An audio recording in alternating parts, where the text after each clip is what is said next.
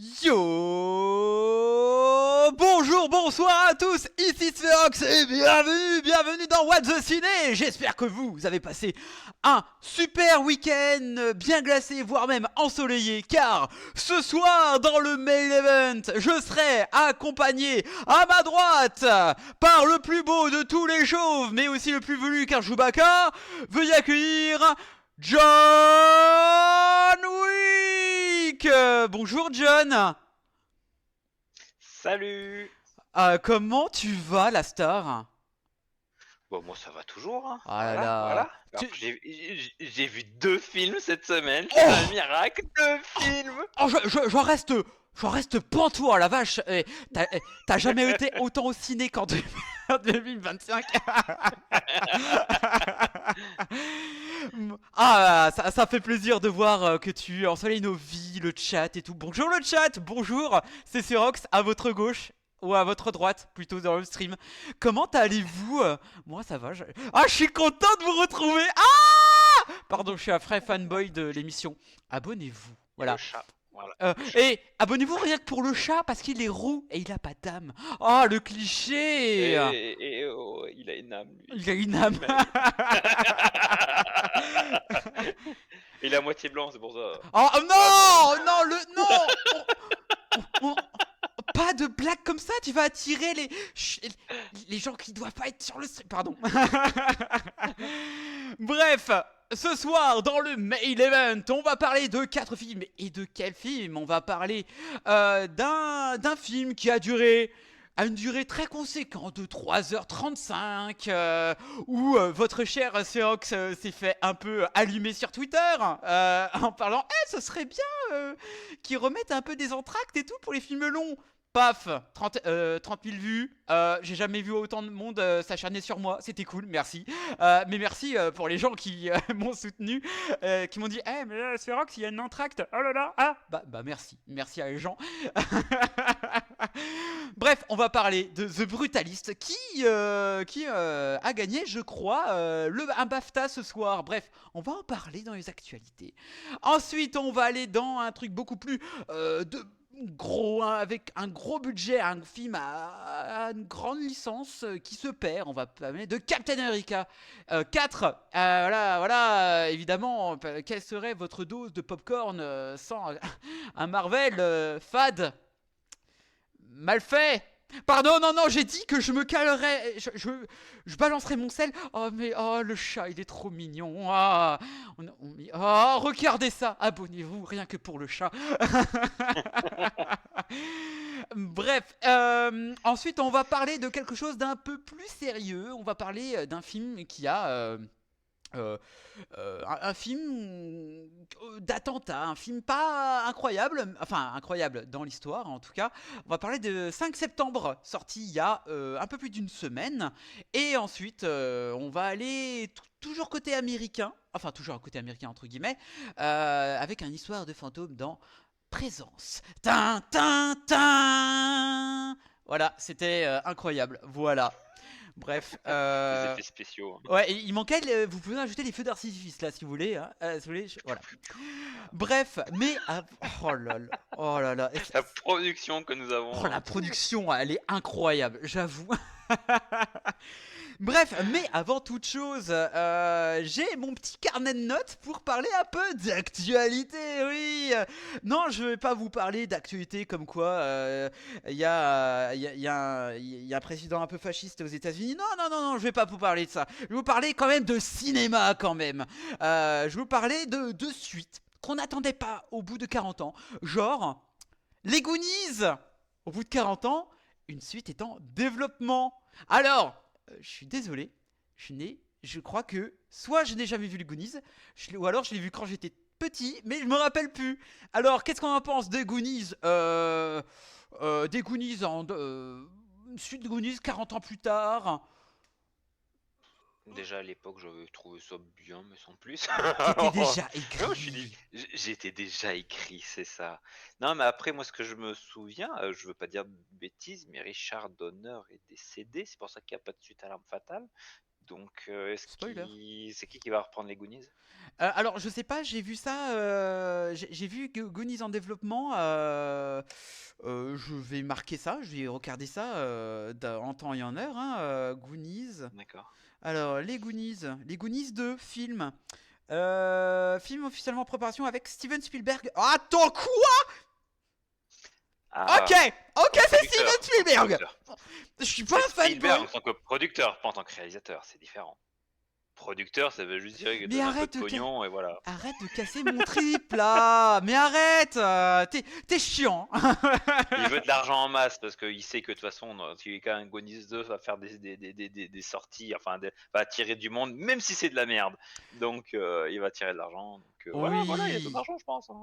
Après c'est tonton Spielberg. Bon. C'est la retraite. Co- Il en a besoin pour la retraite. Oui, alors s'il va en retraite un jour. Hein. Alors comme j'avais dit à une personne, j'ai dit qu'à tonton Spielberg, c'est pas mon réal préféré, mais quand il mourra, je vais être son fanboy numéro 1. J'ai pas envie de penser à ça. Donc du coup, le sachiez-vous. Sachiez-vous. Le sachiez-vous, oui, ça se dit. Vous allez gagner 2 points français grâce à nous. Voilà, merci. Et ben, Goonies, développement. Donc, développement d'ici 2-3 ans. Je pense que la suite sera là. Voilà, pour les boomers comme nous, comme les. Enfin voilà, ça peut être intéressant. Moi, j'attends de voir. Il faudrait que que je me tape les Goonies. Voilà. Ah, pour cultiver mon inculture. Voilà, c'est incroyable. Hello Marion, como estás de la casa? Salut. Alors, en parlant, alors là j'ai des petites news évidemment de tournage. Alors, pour les gens, parce qu'on va parler un peu d'Avenger un petit peu, Hello Seven, le tournage d'Avenger Doomsday va commencer en mars. Donc du coup, est-ce qu'on attend Non, Bah, quand mais... même, si. Oh, attends, Bah, moi, je suis curieux de voir. Ah, si, quand même, parce que les Marvel sont merdiques, mais je veux dire, si le Avengers vraiment relance l'engouement du Marvel, pourquoi pas? Mais là, ce qui manque réellement dans le MCU depuis la fin de Endgame, c'est qu'il y a justement plus quelque chose qui les relie tous, en fait. Ce que faisaient justement les Avengers. Et peut-être que c'est cet Avengers-là qui va nous redonner envie, en tout cas, peut-être que dans la partie Avengers, peut-être pas dans les parties solo des personnages, mais dans la partie Avengers, peut-être que ça va nous redonner envie. Donc moi j'ai envie, parce que j'ai envie d'avoir envie. waouh. Oh, j'adore. Elvis Presley, c'est ça? Merci. Waouh, non, non, Et ouais, trop non, fort. donc je sais pas, peut-être que moi j'ai envie de lui donner une chance. Je me dis Doomsday, après c'est un méchant emblématique de Marvel. Hein. Moi j'ai adoré ce personnage dans les comics. Donc j'ai envie d'y croire, j'ai envie de le voir, j'ai envie de. Bon, j'y crois. Enfin, en réalité, j'ai peu d'espoir, hein, mais allez, j'ai encore une petite lueur où je suis pas encore trop aigri, que je vais dire, allez, pourquoi pas, si ça se trouve, je vais être content. Mais j'y crois pas. Mais bon, on ne sait jamais, hein, une lueur d'espoir peut-être. Alors, et on part le tournage de la dernière saison de Handmaid's Tale est sur le point de finir, ou voilà. Ou alors c'est fini et c'est voilà là je crois que c'est fini, il y a eu la bande annonce si je ne m'abuse. Donc du coup, dernière saison de Handmaid's Tale. Alors J'ai eu du mal avec cette série, moi. Je sais pas. pareil, j'ai du mal, mais c'est tellement ancré dans le présent maintenant, avec tout ce qui se passe, que j'ai du mal. Avec les scènes de V, avec cette politique américaine maintenant, j'ai beaucoup de mal. Donc du coup, je sais que Seven, ici présent, adore.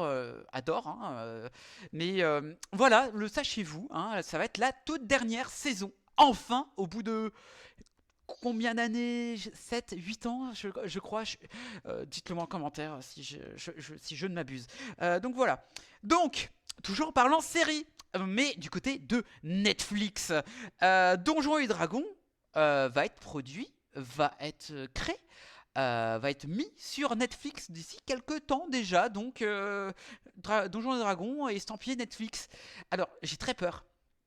J'ai très très peur parce que Netflix, on se souvient que beaucoup de séries Netflix sont pas incroyables, hein, mis à part s'ils mettent quelques trucs, genre par exemple, je sais pas si vous vous rappelez d'une série avec Gérald de Rive, The Witcher.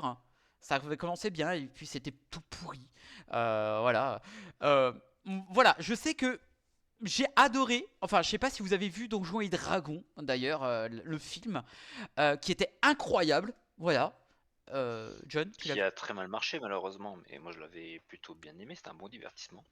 Oui, très très Très bon. bon divertissement. Ouais, ouais, pas comme Captain Après, si America, vous voulez pardon. voir du Donjon et Dragon de bonne qualité et que vous avez Prime, regardez les Vox Machina, c'est 3 saisons je crois maintenant. C'est incroyable. Oh déjà? Ah putain, faudrait que je regarde. Merci, je vais regarder ça quand je serai au boulot. Oh merde, je devais pas le dire. Donc du coup, très bien, qu'est-ce que je voulais dire aussi en annonce? Alors, le sachiez-vous encore, oh là là, ça va être le mot de ce stream. Le premier week-end, en tout cas, un des premiers week-ends de mars, il y aura deux animes qui vont être retranscrits, qui vont être mis en, en tout cas dans les pâtés. Il s'agit en tout cas de deux mangas. Il s'agit de l'Attaque des Titans. Ils vont mettre les deux dernières saisons en format un peu plus court, qui dure, je crois, 2h25, avec quelques scènes en plus. Donc, fan de l'Attaque des Titans, allez-y, foncez. Voilà. Et aussi, non, John, tu te calmes. Attends, j'ai pas fini. Non, mais oui, oui, je te laisse finir, mais bon, voilà, on sent mon sel et mon négritude. Ça y est, John Negri est de retour. Et du coup, et aussi Dragon Ball Battle of Gods, avec quelques scènes en plus qui étaient disponibles au Japon.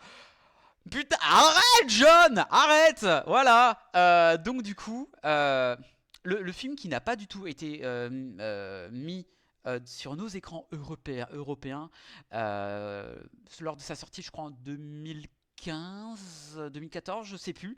Et ben là, il y aura encore quelques scènes en plus.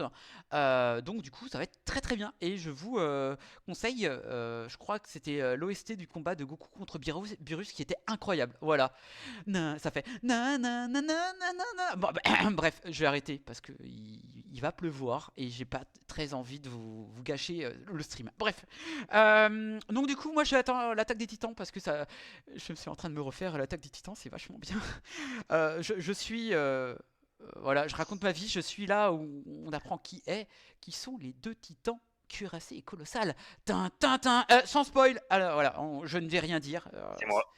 Oh Eh, mon. eh, Ah, je me disais que t'avais un peu la coupe du titan cuirassé. bon, je vais rien dire, mais voilà. Oh le mec. Tout ça parce qu'il défonce des murs. Pardon, pardon. Donc du coup encore deux news avant de passer à la critique. En ce moment se trouvent les BAFTA. Les BAFTA, c'est-à-dire, hein, c'est un peu comme le Cannes de version English, men in English.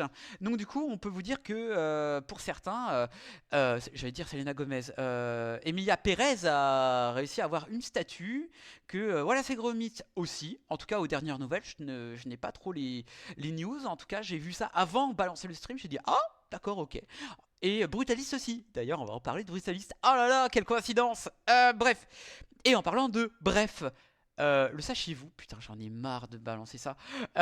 Et ben, la seconde saison et dernière saison de Bref 2 est sortie sur Disney+. J'ai vu les 3 premiers épisodes. Oh, waouh. Je pleure, mes joues coulent sur mes larmes. Mais c'est vraiment Moi, c'est incroyable. marrant parce que du coup, j'ai revu tous les épisodes de Bref, justement, qui sont entièrement disponibles sur YouTube officiellement. Ouais. Donc justement pour me dire bah tiens pour me remettre en souvenir justement avant de regarder la saison 2 que je n'ai pas encore regardé du coup j'ai pas eu le temps, j'ai fait ça cette semaine et ben bref après avoir revu après plusieurs années bah, finalement c'était pas si bien que ça. Oh non. Mais Ouais, oh. ouais, ouais, à l'époque, le format et tout ça, c'est nouveau, c'était intéressant. Et quand je l'ai revu, je me suis dit, bon, il y a un ou deux trucs intéressants, ça va, mais dans l'ensemble, c'est plutôt mid, hein. Oh non, mais comment tu peux dire ça? Donc, ouais. Alors que quand je regarde tout encore, malgré les années, du Caméra Café ou du Camelot, bah, c'est exceptionnel. Alors bref, ouais, non, j'ai du mal, hein. Donc c'est bizarre. Alors que j'avais adoré à l'époque, bah, je me suis rendu compte que bah, c'est bref, quoi. Alors, sache que le format a Donc changé. je vais quand même regarder. Peut-être que le nouveau format du 2, voilà, va me lancer. Peut-être que c'est plus moderne et que ça va plus m'intéresser. Il faut quand même que je regarde, je suis quand même curieux. Mais ouais, non, j'ai été étonné d'avoir moins apprécié ça, un revisionnage de la première saison. Voilà. Ah, je suis. Ah! Alors, ça a peut-être un peu vieilli dans. Peut-être, mais il y a des choses qui sont bien, tu vois. Après, je comprends. Mais t'as pas de cœur, John. Tu n'as aucun cœur. Voilà, c'est tout ce que j'ai envie de te dire. Ça. Voilà. Oh là là. Mais c'est honteux. Voilà, c'est tout ce que j'ai envie de te dire. Hein. Voilà, c'est. Je suis déçu. Voilà. Est-ce que je suis déçu, mais voilà, c'est tout ce que j'ai à dire. Voilà. Donc j'ai hâte d'entendre ce que tu vas dire parce que le format est mieux et largement mieux que la première saison, mais on en reparlera. Et regarde pas en x2 sur TikTok, ok? Ne fais pas que. Désolé, il fallait que je le dise, voilà. Mais je pense que ça va te. Je pense, honnêtement, ça va te plaire. Je pense qu'il y a des choses qui vont te plaire. Enfin, bref, maintenant, on en a fini. Maintenant, on va parler au plat principal, pardon. Alors, d'accord, ok. Le Discord, pourquoi ça ne veut pas marcher? Voilà. Et est-ce que c'est bon? Voilà, c'est bon. Voilà. Maintenant, are you ready for the battle pour The Brutalist? Il est grand temps qu'on parle de ce fameux film de 3h35. Et c'est parti pour la bonne annonce, messieurs, dames. Oui.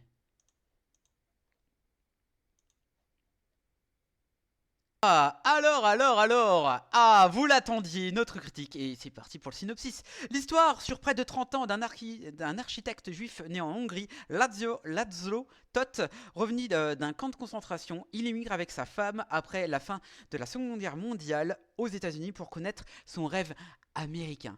Et mon cher John, vu que tu as vu que 2 films, et c'est un record pour toi, qu'est-ce que tu en as pensé de ce long métrage? Ah, très très long métrage. Non, franchement, bon bah je me plains des fois de la longueur des films. Voilà, ça peut m'arriver parfois, mais comme je dis, bah, un film qui est long, mais qui est excellent en fait, on ne voit pas sa longueur.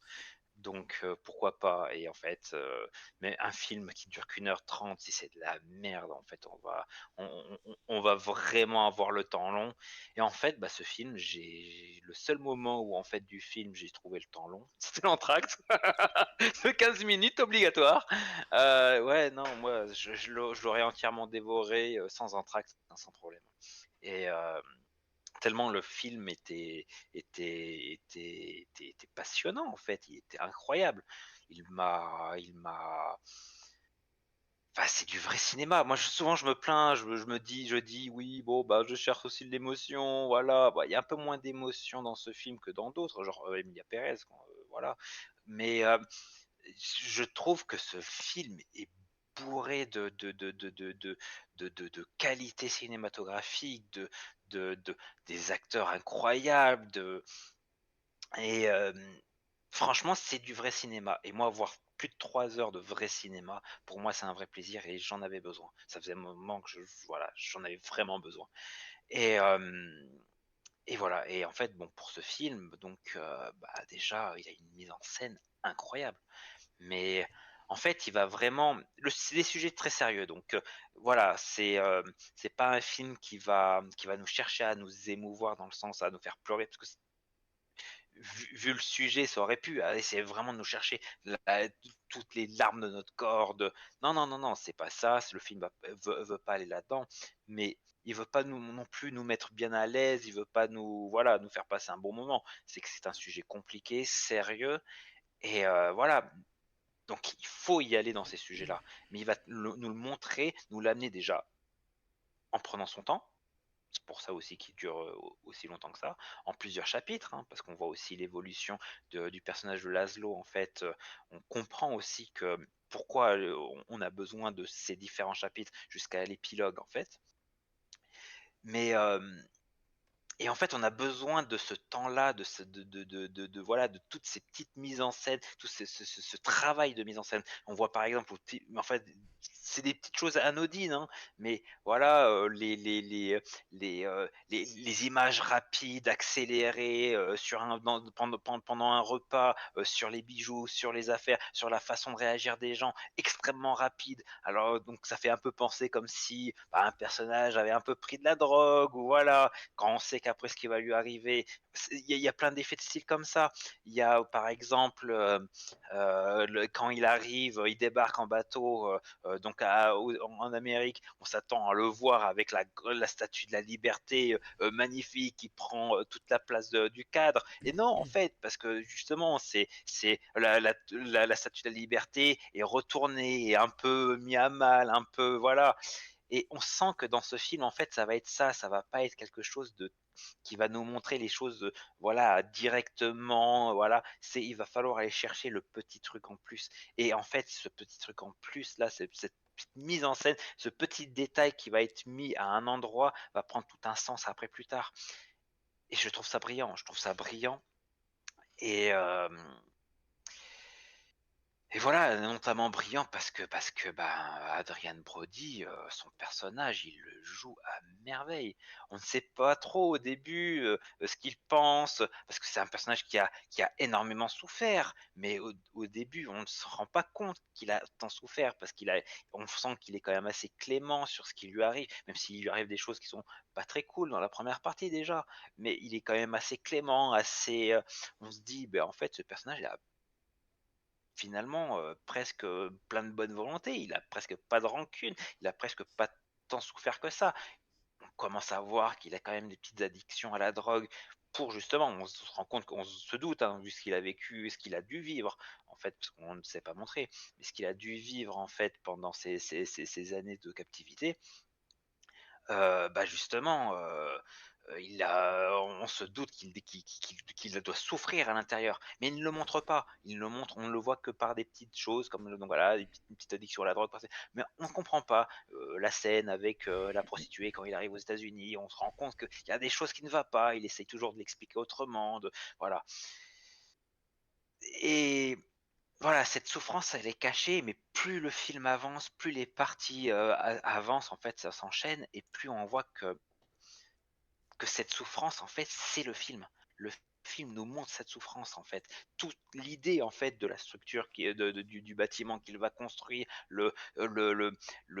sa façon d'être avec les personnages, plus en fait, parce que voilà, ce personnage nous est caché, plus on va avancer avec ce personnage, plus on va comprendre que toutes les petites choses qui nous sont montrées, c'est lui, c'est sa souffrance intérieure, c'est son ressenti. Et voilà, moi je trouve ça super bien fait et il est tellement bien joué dans tous ses états, dans toutes ses humeurs. Adrian Brody là nous livre une prestation incroyable, mais ce n'est pas le seul, hein. Donc Felicity Jones qui Yes. joue justement donc sa femme Elizabeth Toth ce personnage qui arrive tard, assez tard dans le film à partir de la deuxième partie, hein. Au début de la deuxième partie, ce personnage est incroyable. Cette actrice est incroyable.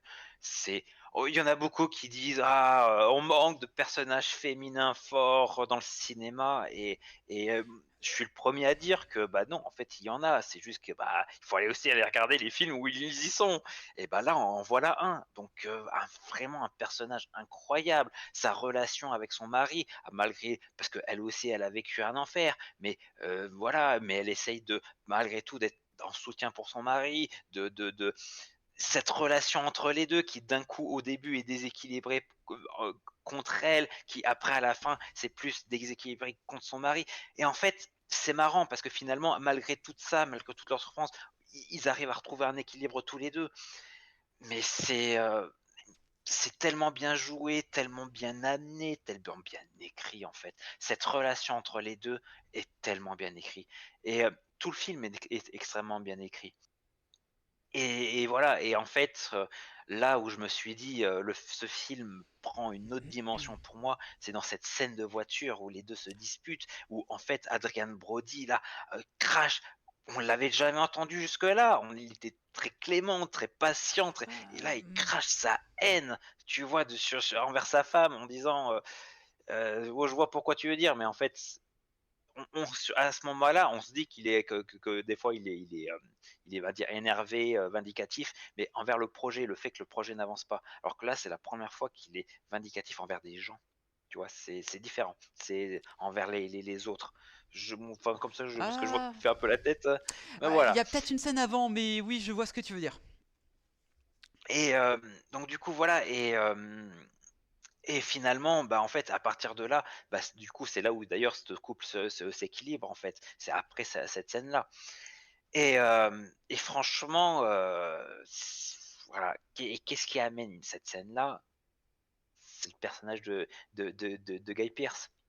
Ah là là, Personnage ah là là, on en parlera de. Il- détestable, hein, ce personnage. Mais très bien interprété du coup ah, aussi, hein, parce que on aime le détester.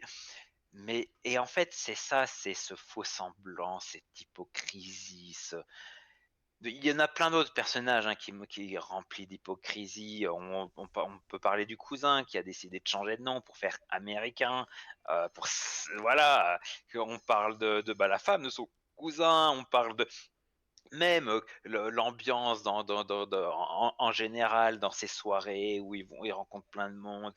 On sent que quelque chose ne va pas, en fait, dans cette société-là.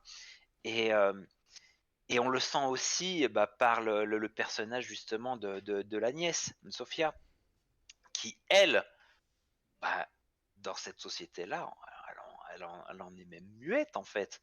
Elle n'arrive pas à s'ouvrir, elle n'arrive pas à vivre. Et le seul moment où en fait on entend, bah, dans une de ces parties, où on entend le son de sa voix, voilà, c'est pour dire, mais en fait, je pars.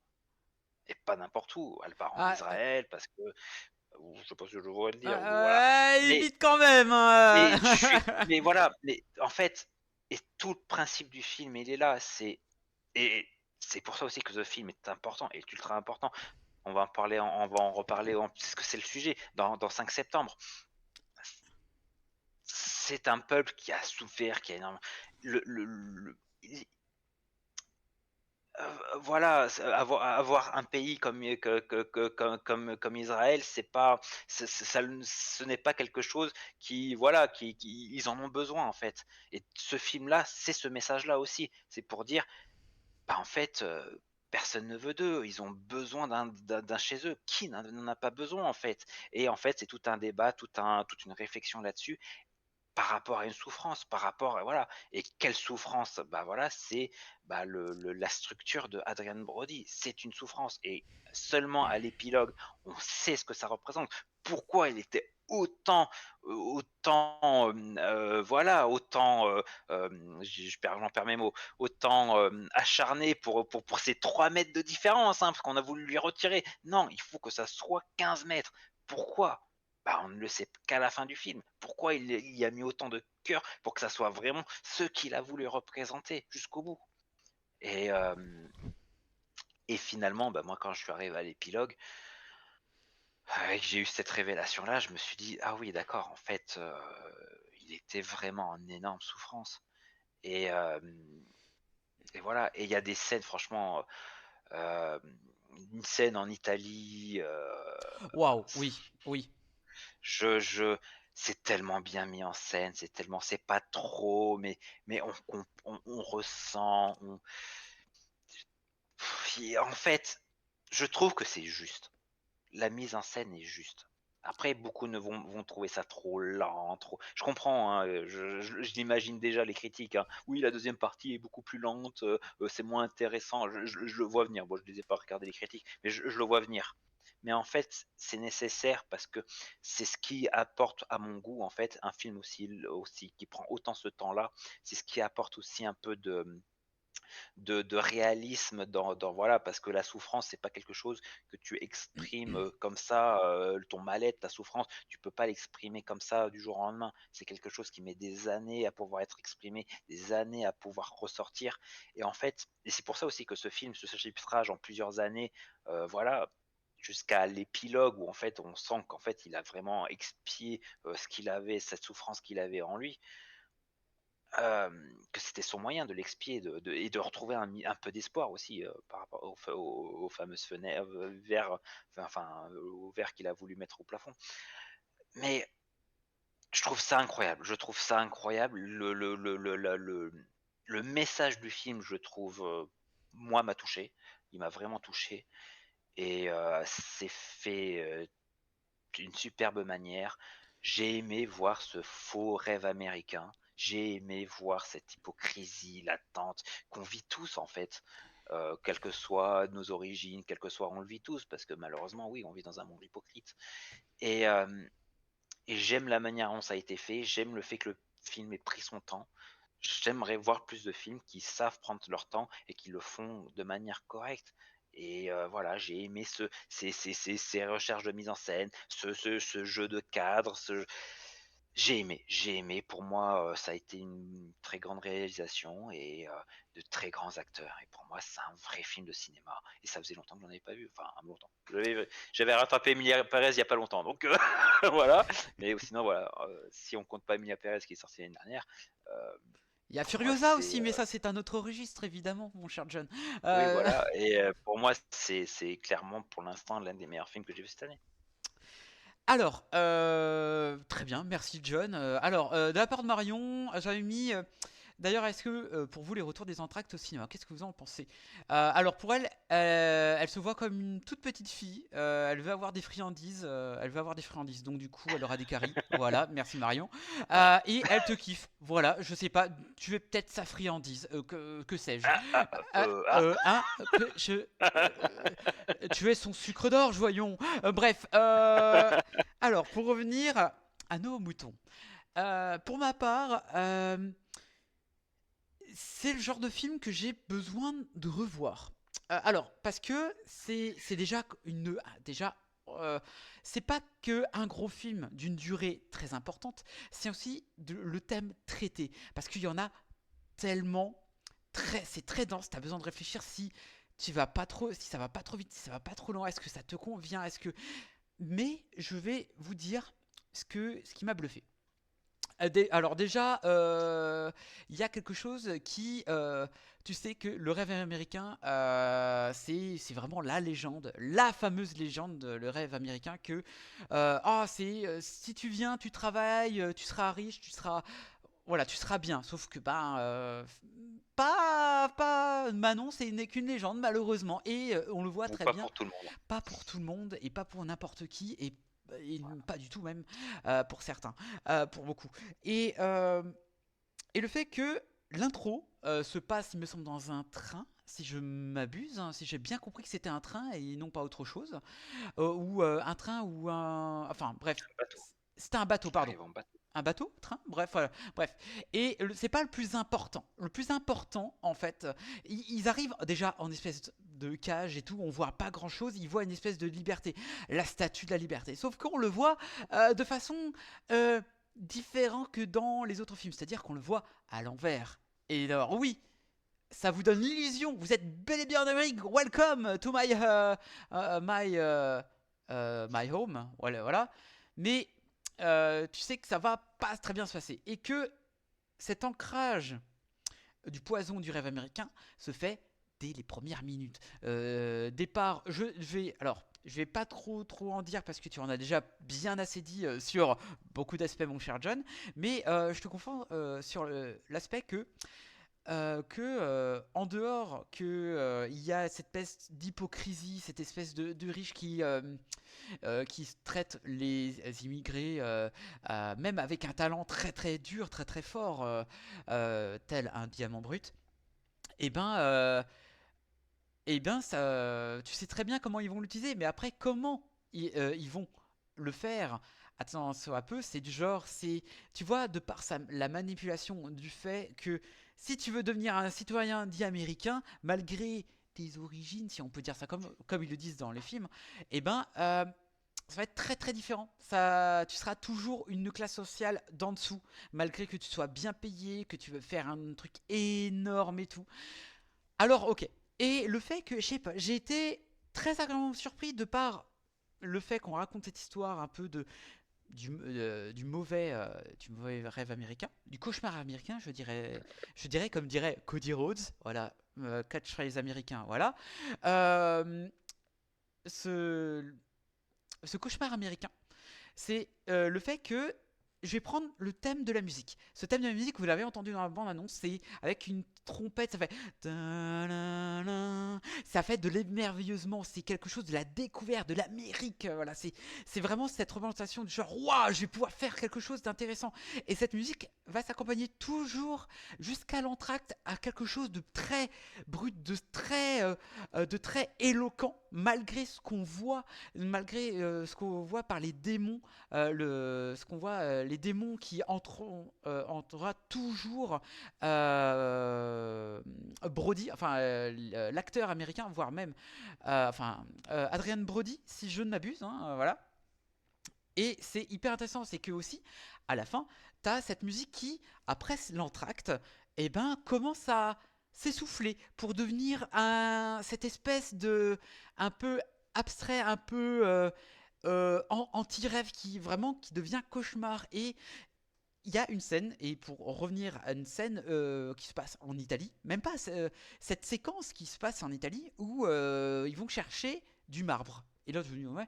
Et ça paraît être une scène qui est en dehors du temps, qui on a l'impression qu'ils sont dans une autre planète et qu'ils sont vraiment englobés, ils sont dans la bulle, cette bulle qui vont que se retourner contre eux au point où ils vont en devenir complètement fous. Et je ne vais pas dire ce qui se passe, j'ai trouvé cette scène. Alors, la fameuse scène, si tu vois ce que je veux dire, alors, on a compris, mais est-ce qu'il y avait besoin d'y aller jusqu'à là? Je ne pense pas. Mais je pense qu'il y a. Je trouve que ils n'en ont pas trop dévoilé justement. Moi, je trouve que ça a été fait plutôt dans la subtilité et c'était plutôt pas trop mal. Et Il y a eu des films qui ont été beaucoup plus directs et brutal, on va dire, là-dedans. Et là, je pense qu'ils l'ont plutôt mieux fait. Donc c'est pour ça que moi, je trouvais ça plutôt intéressant. Alors, je comprends sur l'aspect intéressant en soi, mais alors ça a été direct, j'ai dit waouh, ok, d'accord. Et le fait que de par ses démons, il va rien comprendre à ce qui passe parce que pour lui, il a cette obsession de construire un objectif. Pour nous, on comprend pas. Il se dit mais il est, on va pas dire qu'il est teubé, c'est pas le bon mot, mais c'est l'obsession des grandeurs, de quelque chose qu'il veut montrer. Mais pourquoi on ne le sait pas. Et le fait que j'ai adoré, évidemment après l'entracte, Felicity Jones. Alors, il y en a qui qui n'aiment pas parce que c'est un personnage dit qui doit servir enfin qui sert trop au récit. En fait, c'est pas, c'est un PNJ. Voilà, un PNJ parce que c'est une femme forte. Et justement, euh, je vais un peu te contrebalancer pour dire enfin une femme forte. Je dirais pas une femme forte. Alors oui, effectivement, elle a du répondant, mais une personne qui a une personnalité qui est bien construite, qui fait avancer les personnages, les deux personnages entre guillemets, et qui vont apprendre et qui vont évoluer. Ça c'est bien. Voilà, je dirais pas une femme forte parce que je vais prendre un lambda, je vais prendre Mikasa de l'attaque des Titans. C'est une femme forte, mais bordel, qu'est-ce qu'elle est chiante. Là, c'est une très bonne Alors, personne. pour moi, c'est pas une Mikasa de l'attaque des Titans, c'est pas une femme forte, elle est très mal écrite et c'est juste une potiche qui sert à rien. On dirait Sakura de Naruto. Voilà. Ah, t'es dur, oh mon dieu. On part de brutaliste à Naruto, c'est un excellent, j'adore. Euh, Bref, tout ça pour vous dire que la performance des acteurs est incroyable. Adrian Brody, il est juste excellent. Euh, il m'a bluffé. Il y a c'est au début de film où il voit son cousin, il fait un câlin. J'ai trouvé la scène pas du tout forcée. J'ai vraiment senti du jeu avec énormément de cœur. Il y a vraiment de l'émotion qui se dégage de ce personnage, mais que ça soit de l'empathie, de l'empathie, ou alors, en fait, il fait des choses, Adrien Brody, et pas que lui. On le déteste, mais on peut pas vraiment, parce que on sait pas c'est un humain avec des faiblesses, des démons, et on peut pas, par rapport. Alors comme je l'avais dit et comme vous le suivez beaucoup dans What the Ciné, j'aime beaucoup les personnages où on peut avoir de l'empathie. Lui, euh, il a un mystère, on sait pas pourquoi, c'est pas un mystère genre du genre Dark Sasuke, tu vois. Putain, la référence à Naruto, je vais arrêter. Bref, mais il a quelque chose, de par son jeu d'acteur, de par ses valeurs et de par ses mystères, on a envie d'en savoir plus. Et le fait que quand il ramène sa famille, entre guillemets, et ben c'est enfin c'est hyper bien parce que le personnage va prendre encore plus en consistance. Et c'est de part, parce que c'est un gros connard, mais on sait, voilà, c'est ultra intéressant. Bon, il se fait beaucoup marcher dessus avec, enfin, je vais dire le terme marcher dessus. Deux scènes en tout cas, qui sont un peu difficiles à voir, je trouve. Très très difficiles à voir. Bref. Je J'ai besoin de le revoir. De part aussi cette fin. Alors, juste une fin, alors pas l'entracte, mais juste la fin où il y a un règlement de compte, si on peut dire ça comme ça. Cette fin, je n'ai pas vraiment apprécié. Je peux comprendre, mais ça m'a un peu sorti du film. Tu parlais en termes de longueur. Moi, ouais, ok, je vois où ils veulent en venir, mais est-ce que c'est la fatigue? Est-ce que j'ai pas aimé à cause de la fatigue? Est-ce que j'ai pas aimé parce que c'est la construction que j'ai pas appréciée? Un peu comme le départ du film, je me disais ouais, ok, c'est un peu long, mais c'est normal. Mais cette longue scène de chasse, enfin de trouver un personnage, j'ai trouvé pas ça pertinent. Je trouve que c'était beaucoup trop long et je pense que c'était juste pour seulement voir et revoir la structure en soi de ce que veut apporter l'entracte. Je vois que ça, mais j'ai trouvé il n'y avait pas besoin de faire autant. Autant, voilà. Je, Alors, il y avait un message important quand ils s'en rentrent dans une salle et qu'il y a une remarque de ceux qui cherchent le personnage, justement, quand ils arrivent dans ce salle, ils disent mais qu'est-ce que ça peut être que ce salle? Et voilà, ils ont une référence et en fait, à l'épilogue, tu comprends ce que c'était que cette salle, quand tu comprends ce qu'est la structure. alors oui, justement, mais je sais pas, j'ai trouvé c'était beaucoup. Alors c'était beaucoup pour en dire. Il y avait d'autres moyens que j'ai trouvé vachement long. C'était trop long. Qu'est-ce que je voulais dire d'autre? C'est que je regrette aussi qu'il y a le film qui prend un peu parti sur le fait que tu as en parallèle deux personnages. Tu as celui-là d'Adrian Brody et il y a un autre ami qui sont venus pareil aux États-Unis. Ils sont d'une autre caste, si on peut dire ça comme ça. Et on voit pas. J'aurais aimé voir plus sur ce personnage qui on voit les parallèles, voir ils se sont adaptés différemment à l'Amérique, si on peut dire adapté. Et parce que c'est un personnage qui me touche, parce que il voit un ami à la dérive et que lui, il a arrêté suffisamment tôt et voir à quel point il a évolué. Même si c'est pas son film, mais j'aurais aimé voir plus avec ce personnage-là, même si c'est un personnage tiers et je le trouvais vraiment, c'est un personnage avec beaucoup de cœur. Voilà, qui a pris le temps à à aimer, à s'être aimé et à évoluer. Voilà. Mais sinon, ce n'est que moi. Mais, mis à part ça, j'ai vraiment. Je pense avoir plutôt apprécié. J'ai besoin de le revoir, peut-être pas en salle, mais plus tard quand je le verrai euh, sur internet. Bref. Euh, pour me faire encore à l'idée que est-ce que je maintient très très beaucoup plus haut ou plus bas ou ça snack. J'ai envie que, mais en tout cas, ce film va me reste en tête et j'ai encore des points d'interrogation à savoir si j'ai vraiment aimé. Et le fait que le pouvoir du cinéma, en tout cas pour moi et comme beaucoup, c'est que quand il y a un film qui vous trotte dans la tête, mais si vous avez pas aimé, si vous savez pas si vous l'avez aimé ou pas, ça veut dire que il vous a marqué. Et ça, une œuvre qui vous marque, mais vous ne savez pas pourquoi. c'est que c'est le temps de digestion. C'est un peu je sais pas, quelque chose, un bon gros repas. Dire c'est bon et ensuite à la digestion. Bref, je vous fais pas un dessin. Mais c'est quelque chose qui est intéressant et je peux vous dire que peut-être dans quelques mois, d'ici peut-être dans un an, quand on fera les top flops, il y sera, ou peut-être pas.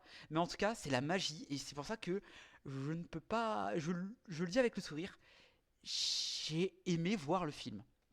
Je sais pas ce qu'il va m'apporter plus tard, mais j'ai aimé voir le film. Est-ce que tu voulais dire autre chose, mon cher John, par rapport à...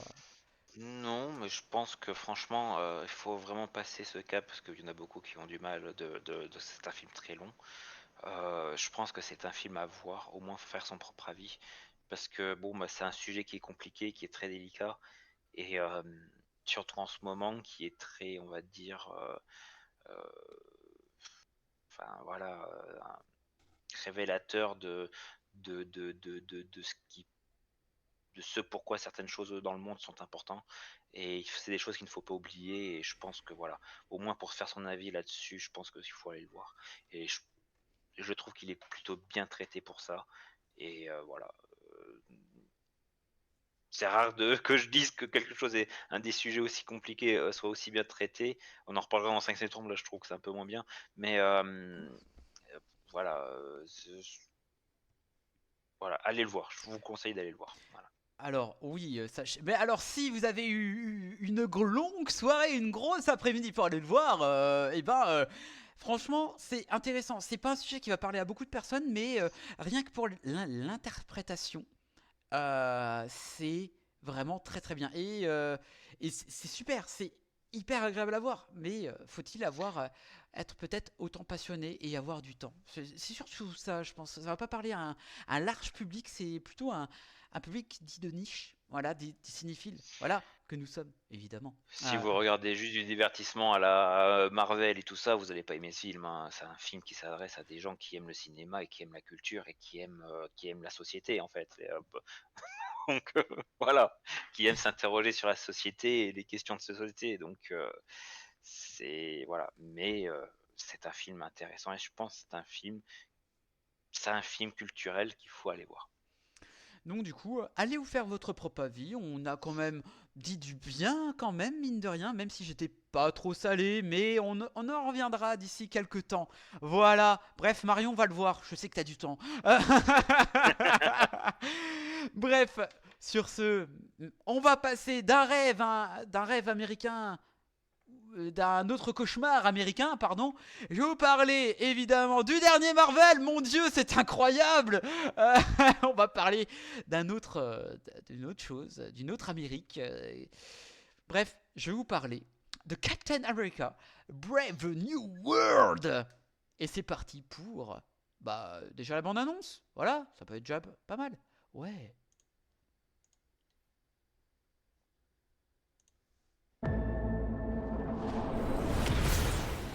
Sur votre gauche. Sur votre gauche. Sam Wilson. Steve Rogers. Je ferai de mon mieux, Steve. C'est pour ça qu'il te revient.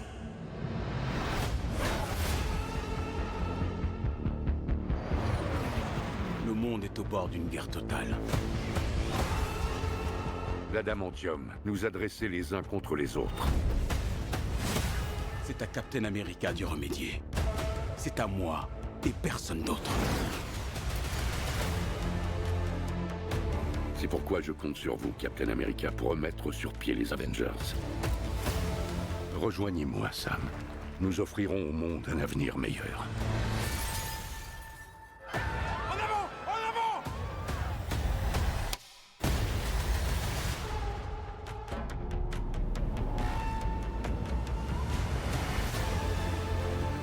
On n'est pas à l'abri d'une nouvelle attaque.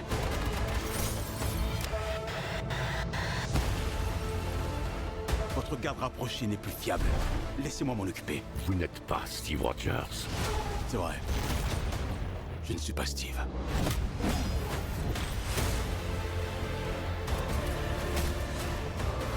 Et si c'était un piège?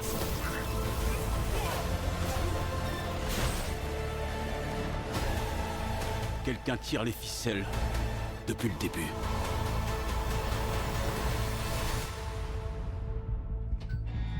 Captain America, vous n'avez aucune idée de ce qui se passe.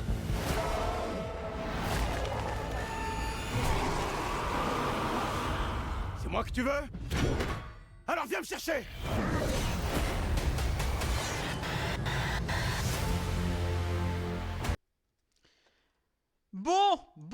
Bon, allez, sortez les sauts de popcorn salé, ça va chier. Pardon, excusez-moi. Alors, après avoir rencontré le nouveau président américain Thaddeus Ross, Sam se retrouve au cœur d'un accident international. Il doit découvrir la raison d'un infâme complot mondial avant que le véritable maître d'œuvre ne fasse voir le monde entier en rouge. Oh là là, c'est incroyable le synopsis. Ouais, c'est pas de moi.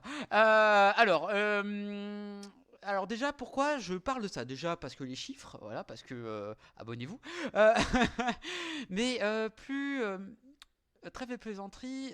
Pourquoi j'ai été le voir? Parce que je me suis dit, bon, c'est un film où il y avait déjà un de mes catcheurs préférés qui a été qui était plus dans le film, où on le voit que une seconde. Seth freaking Rollins. Voilà, allez le voir, c'est vachement cool. Je sais ce que ça va être salé pour l'avoir vu avec toi. Oh putain. Alors. Et du coup, je me suis dit, j'aime la saga du Captain America.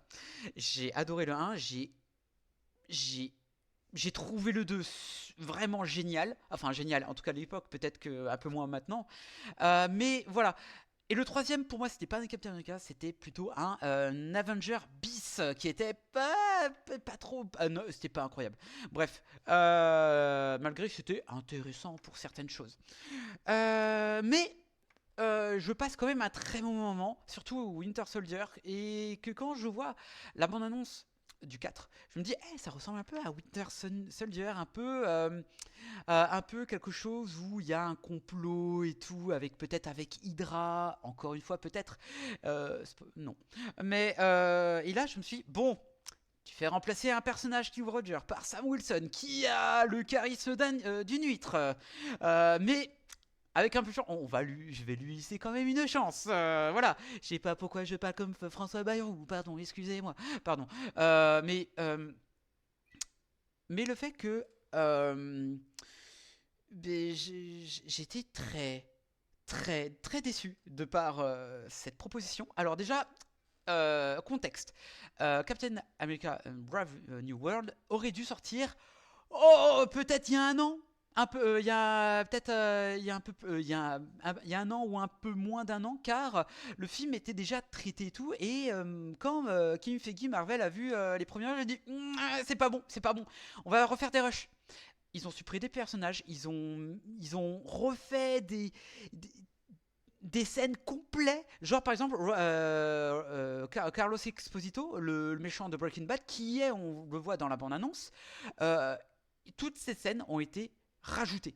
Toutes ces scènes qui étaient dans les rushs supplémentaires, tu le vois dans le film, il ne sert à rien. Il est juste là pour attirer du monde. Et ça sert à rien. Il a un peu le rôle de Winters, du soldat d'hiver, mais c'est pas ouf. Et ça sert strictement à rien. Le méchant qui c'est un méchant de soit Action Man, ou soit Power Ranger, ou soit de Tortue Ninja. Les effets de maquillage sont affreux. Ça fait du genre, comment prouver que je suis intelligent? Mais j'ai calculé ça avec les maths. J'ai calculé ça. Et vous allez faire ça. J'ai dit, mais comment en 2025, un fucking 2025, tu peux faire un méchant ultra cliché du genre, je suis intelligent, et comment je vais montrer qu'il est intelligent? Je le sais parce que je l'ai vu dans les maths. J'ai calculé ça. Je savais que ça allait faire. Oh là là! Allez, le méchant t'oublie. Mais c'est grave, c'est pas grave, t'as Sam Wilson. Bah, on s'en fout. Non, je suis désolé. J'ai l'impression de regarder un épisode hors série de Disney Plus de Captain America. On s'en fout. Mais vraiment, c'est quelque chose. Un Captain America, il doit symboliser quelque chose. C'est le symbole d'Amérique. Bah là, c'est ouais, il y a une guerre. En fait, c'est ultra lambda. Alors que pour faire la comparaison de Steve Rogers, il avait quand même quelque chose, même s'il quelque chose, il avait, mis à part la super force qu'il avait, il avait ce symbolisme, il avait quelque chose qui le représentait. Là, c'est pas incroyable, c'est fade. Et le jeu, je sais pas si c'est le jeu d'acteur, je sais pas si. Je sais pas, il en impose vraiment pas. C'est une cookie, c'est une huître. C'est hyper dommage. Et vous savez ce qui est encore plus dommage? Bah, c'est les scènes de combat. Je m'explique. C'est bon. Vous savez, dans les Marvel, c'est un peu les scènes de combat. Alors, ça peut être kiffant. Mais là, c'est. Alors, imaginez. Vous me voyez là? Les scènes de combat, ça se combat. Alors, imaginez, là. Je suis en train de combattre quelqu'un, mais. Voilà. Ah, c'est super agréable dans l'œil, hein. Ah, c'est super agréable de voir des combats, comment dirais-je, pas du tout allumés. Enfin voilà, c'est très sombre. Franchement, pour la rétine, ça fait mal. Bah, c'est rare que ça arrête d'être très gris. Bah, je suis gris si je le veux, ok. Et donc, voilà, hein, j'y peux rien. J'ai été contaminé par le syndrome de John de Salé. J'y peux rien. Voilà. Bref, mais il y a quand même deux choses qui vendent dans le film. Ah oui, je reviendrai pour le méchant, si j'oublie pas avant. Tu me diras méchant, John, si j'oublie avant de faire la fin de la critique. Méchant. Ah bah non, merde. On nous promettait deux choses. Deux scènes où ça va relier un peu le MCU, où ça va titillonner ça va faire plaisir aux grandes fans de Marvel. Voilà. T'as le combat qui va se passer sur j'allais dire les Asgardiens, c'est pas les Asgardiens, où il y a la statue de les La statues. liberté. Alors non, toujours pas, c'est dans The Brutalist ça. La statue des Éternels, enfin la grosse statue, voilà du. C'est pas vraiment une statue du coup, oui, mais c'est un. C'est juste un stage. T'as l'impression que c'est marqué stage développé de combat. Voilà, welcome to the Rumble. Tu vas te fighter sur ça. Ouais, et là, on aura. Je ne vais pas vous dire ce qui va se passer. On apprend deux choses. Il y a un nouvel élément qui arrive dans le MCU. Je me dis, ouais, ok, très bien. Ensuite, c'est tout. Enfin, ok. T'as le combat. C'est ombragé sur 20. Chorégraphié, c'est pas ouf. C'est pas, on ressent rien, c'est pas iconique, c'est pas, on ressent rien, c'est fade. Même quand ça se bat contre sur l'île où il y a la statue de géant, tu vois. Et le deuxième, bah, t'as Deus Ross, alias Harrison Ford, qui est là pour évidemment prendre son chèque.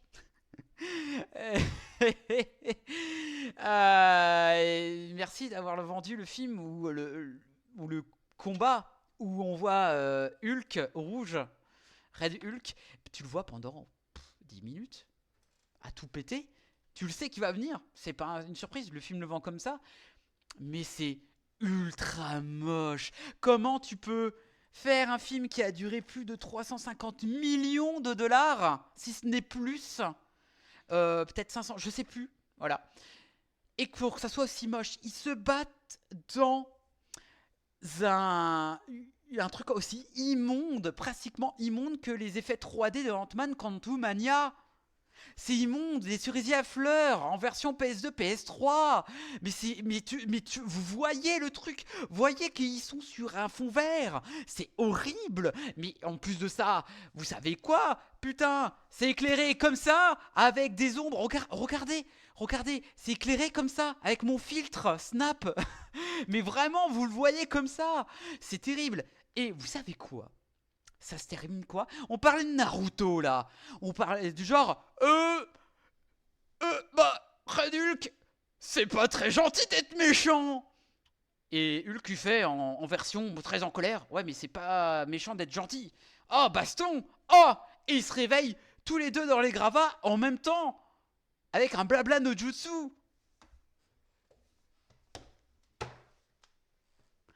Ah! Mais c'est terrible! C'est affreux! Et il se moque de tout. L'amour, ça met... Non, bref. Mais bordel! Et tout ça pour... finalement rien, parce que Harrison Ford, il était là juste pour bah, pour le chèque. Mais et les fans avec qui j'ai parlé me disent, oh, ça se passe, oh, alors. Ça va, c'est pas le pire. Mais c'est pas une question de ça va, c'est le pire. Mais c'est pas parce que vous avez vu des films plus mauvais, genre Ant-Man Quantumania, que ah bah on va accepter par la suite. Il faut arrêter là, c'est la fenêtre d'Overton de Marvel. Oh, c'est terrible. Hein. Enfin bref. Et tout ça pour revenir au méchant. Voilà, c'est bon, tu vas pas le dire. Il y a une scène post-générique à la fin. Généralement, théoriquement, ça va teaser une suite. Mais alors, cette post-générique, j'ai jamais vu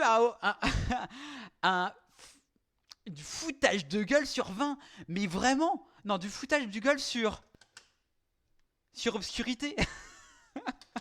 Mais vraiment, c'est du genre, mais en fait, ça fait du genre, vous savez, il y a le multivers qui existe. Non, sans déconner, ça fait 2 phases, gros, ça fait 2 phases que Marvel nous dise, il y a un multivers, on a été dans le multivers. On l'a été 2-3 fois, sans compter les séries. Et tu veux te dire, américain, il y a le multivers qui arrive. Non, sans déconner, Sherlock. Non, mais Marvel, je ne comprends pas les reshoots. Je ne comprends pas pourquoi ils ont fait ça. Je ne comprends pas. Laissez Seth Rollins dans le. Laissez-moi kiffer fan de catch. Ça aurait beaucoup plus servi le film. Là, c'est du genre, ah bah, il y a Red Hulk et t'as Sam Wilson qui a pris le. Ah oui, putain, j'avais oublié. Vous avez fait vous avez fait une série de 6 épisodes sur sur Sam Wilson et Faucon et le soldat d'hiver. Pour dire, oui, je doute sur sur pourquoi est-ce que je hérite vraiment du bouclier, est-ce que je le mérite. Paf, à la fin, ouais, je le mérite. Et là dans le film, oh, je sais pas, j'aurais dû prendre le sérum, je sais pas si je le mérite.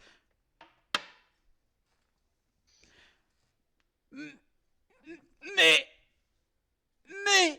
comment tu peux prendre des fans de. Ah, mais c'est terrible ça d'être aussi con. Non, pardon, d'être symptomatiquement con. Enfin, je sais pas. Pourtant, les mecs qui ont bossé sur le film ont bossé sur la série. Ils ont chopé Alzheimer entre-temps, en 2 ans. C'est terrible. Waouh. Mais il faut arrêter un peu. Putain, ça fait longtemps que j'ai plus été salé depuis Star Wars 9. Je suis désolé. Mais prendre des femmes pour des cons pour dire ah ça va, c'est quand même un film sympathique quand même. Non, il vous prend pour des cons, pour prendre teubé.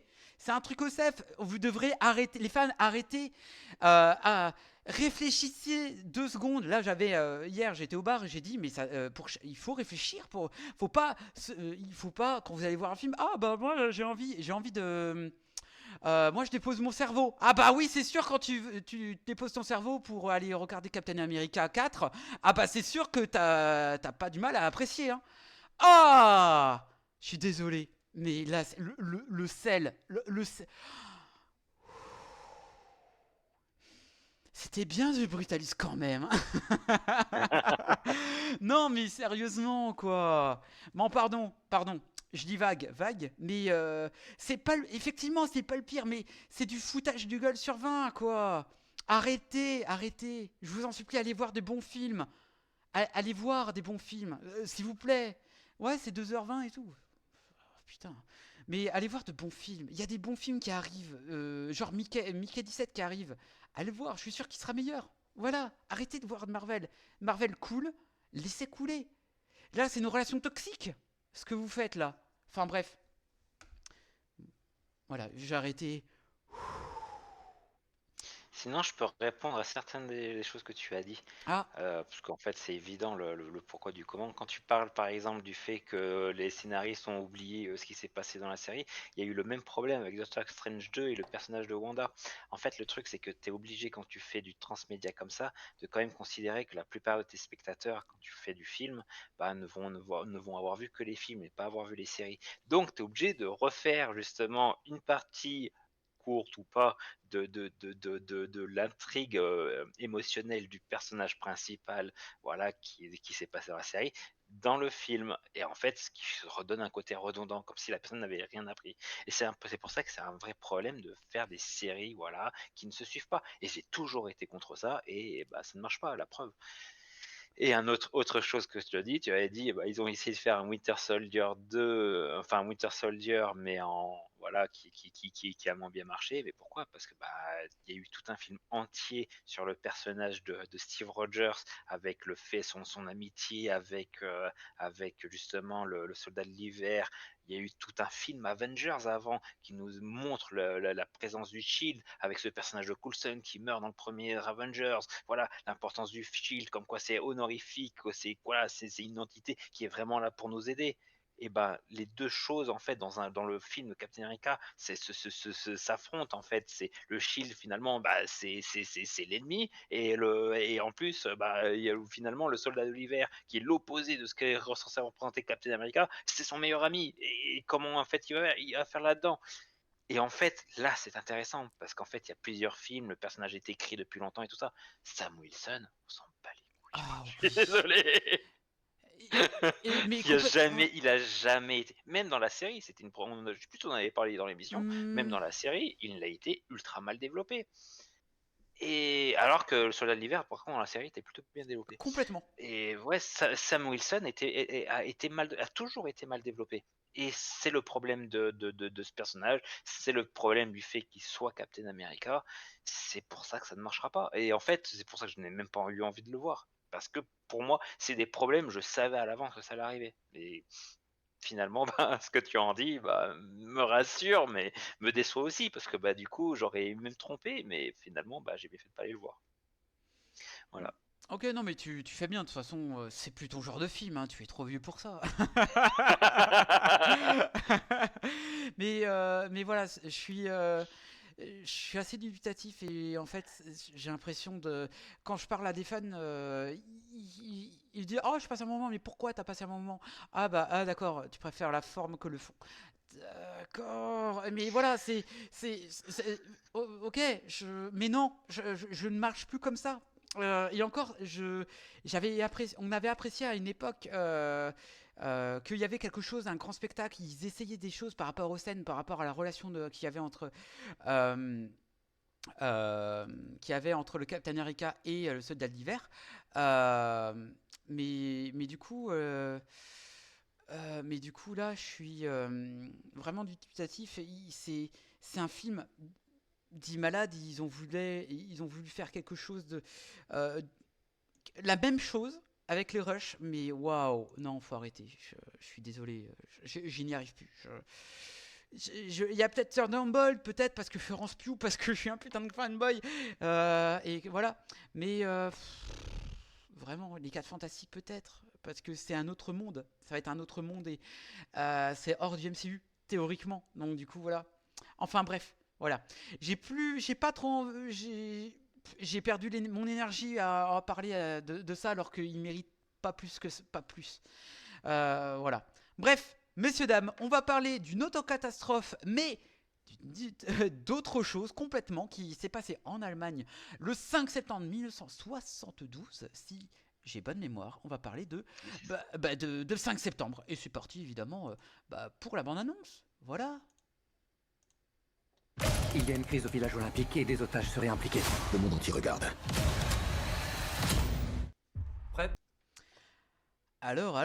Bref, 5 septembre, eh bien, le synopsis. Le film se déroule lors des Jeux Olympiques de Munich de 1972.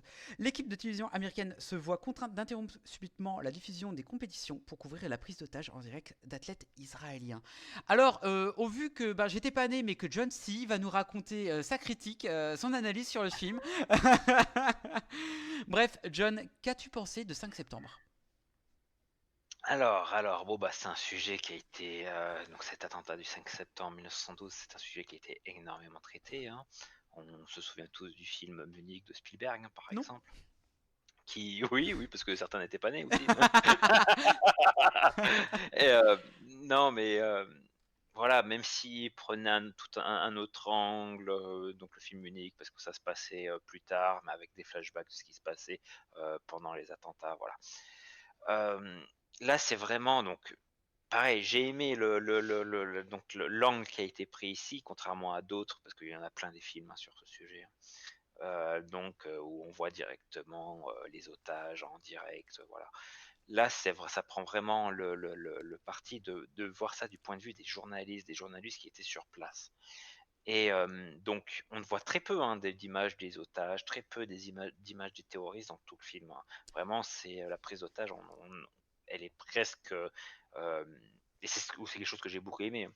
Elle est presque cachée en fait. On vit ça vraiment comme si on était spectateur à l'époque, comme eux ils ont été spectateurs. Mais malheureusement, ils n'ont pas juste été spectateurs parce que le fait qu'ils sont journalistes, qu'ils avaient besoin ils n'avaient pas vraiment besoin, mais qu'ils voulaient absolument retransmettre l'information, qui plus est en direct, a créé beaucoup de choses. Donc, ils sont devenus acteurs de ce qui s'est passé. Acteurs au point même que, bah, en fait, ça a engendré une série de catastrophes. Donc, on ne sait pas jusqu'à quel point, mais pour l'époque, en fait, c'était inédit. Hein. Le mot terroriste, je crois que même que c'est à ce moment-là qu'il a été prononcé dans la télévision pour la première fois. Euh, donc on ne savait pas ce que c'était, on ne savait pas ce que c'était que filmer ce genre d'événement en direct, on ne savait pas. Pareil, on voit que dans le film, bah du coup ça pose plein de questions de morale. Hein, et on l'a vu dans la bande-annonce. C'est qu'est-ce que je dis au cadreur en fait Est-ce qu'on a le droit de montrer quelqu'un se faire abattre Voilà, c'est vraiment des questions. C'est mais qu'est-ce qu'on fait Qu'est-ce qui se passe Mais est-ce qu'on est en train de faire quelque chose de correct On cherche à donner une histoire, mais est-ce qu'en fait on n'est pas en train d'empirer les choses et voilà, c'est les médias, c'est aussi transmettre l'information, mais l'information doit-elle être transmise? Comment? Voilà.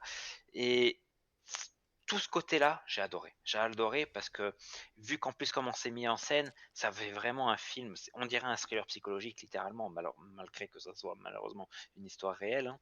On dirait un thriller psychologique. Et cette construction-là du film qui nous tient en haleine, je trouve ça vraiment réussi et voilà, pour ça, voilà, le film est excellent. Pour montrer aussi justement les conséquences de toutes ces choses-là, de voilà, c'est par rapport à ce sujet, le film est très réussi. Voilà, il nous montre que c'est plus complexe que ça, qu'il y a beaucoup d'enjeux, qu'il ne faut pas prendre les choses à la légère. Voilà. Et voilà, et c'est voilà, pour le sujet, le film est très bien. Voilà. Le problème, c'est que bah, ce qui me manque un peu là-dedans, c'est qu'en ayant pris ce parti pris de voir les choses de loin, et ben en fait, c'est aussi un peu, comment dire, ben, et c'est quelque chose qui, moi, c'est ce qui me gêne en fait, c'est que ce serait complètement une fiction. Ça m'aurait moins gêné, mais là, malheureusement, c'est quelque chose de vrai. Donc, même s'il faut montrer aussi l'horreur de ce qui se passe en vrai, même les mauvais côtés des choses, quand je vois ce film, j'ai quand même du mal à me dire, mais oui, mais en fait, les personnes qui sont mortes sont vraiment mortes, quoi. Il y a vraiment eu des familles qui le fait de revoir peut-être encore aujourd'hui, hein, ce genre de film, ce genre d'image, peuvent être blessés, peuvent être choqués. Et même si, voilà, parce que même si on voit pas directement, mais le fait de se dire, ah ben on va essayer de rentrer dans la vie privée des gens, ce côté mauvais en fait du journalisme, de l'être humain, hein, parce qu'en réalité, tout ce film montre un mauvais aspect de l'être humain. Mais j'ai du mal aussi à me dire que bah, c'est un très bon thriller, mais j'ai du mal à me dire parce qu'en fait, j'ai du mal à me détacher du fait que ça soit quelque chose de réel, qui s'est réellement passé. Et le problème, c'est que à trop vouloir mettre de la distance entre ce qui s'est passé, c'est un effet de mise en scène qui est réussi. Mais à trop vouloir mettre de la distance entre ce que les journalistes vivent et ce qui se passe au niveau des otages, donc à la limite enlever l'émotion des otages, enlever l'humain en fait des otages, et le côté humain, moi ça m'a un peu perturbé, ça m'a un peu gêné en fait. Et parce qu'en fait vraiment tout le long du film, c'est presque, bah, ça essaye de nous donner des émotions envers les personnages des journalistes, surtout le personnage, je sais plus comment il s'appelle, mais l'un des journalistes qu'on suit, principal qu'on suit, qui lui, c'est lui qui se pose le plus de questions en fait sur la moralité des choses.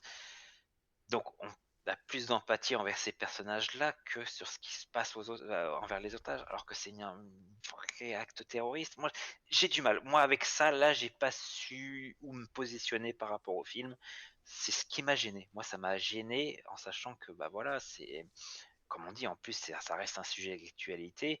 Donc, dans un sujet aussi sensible, encore actuellement, euh, traiter ça avec autant de distance, bah, je trouve ça presque gênant en fait. Voilà, c'est là où j'ai eu du mal. Contrairement justement à ce qu'on en parlait juste avant de Brutalist, bah là j'ai eu du mal. Cette distance prise en fait sur le sujet, même si elle est nécessaire dans la mise en scène du film et par rapport à ce que doit raconter le film. Tu vois, si on veut que ça soit un thriller psychologique, il faut que ça soit comme ça. Mais j'aurais adoré voir ce film dans une fiction ou quelque chose où en fait ça m'aurait moins mis cette dualité là, ou de me dire ouais ben en fait c'est quand même quelque chose qui s'est passé et on nous met de la distance sur voilà, on n'a aucune empathie quand on regarde le film, on n'a aucune empathie sur ce qui arrive aux otages, ce qui est malheureux hein. Euh, J'en ai pas parce que le film est pas fait pour en avoir, il est fait pour avoir de l'empathie envers les journalistes, envers euh, leur culpabilité, envers leur et je sais pas, j'ai vraiment eu du mal. Là-dessus, j'ai vraiment eu du mal. Et voilà, c'est le bémol que j'ai eu du film. Ça en fait pas un mauvais film. Voilà, c'est peut-être moi, ma façon de voir les choses, ma morale, voilà, voilà, mon expérience qui fait que. Mais sinon, ça en fait ça reste un bon film.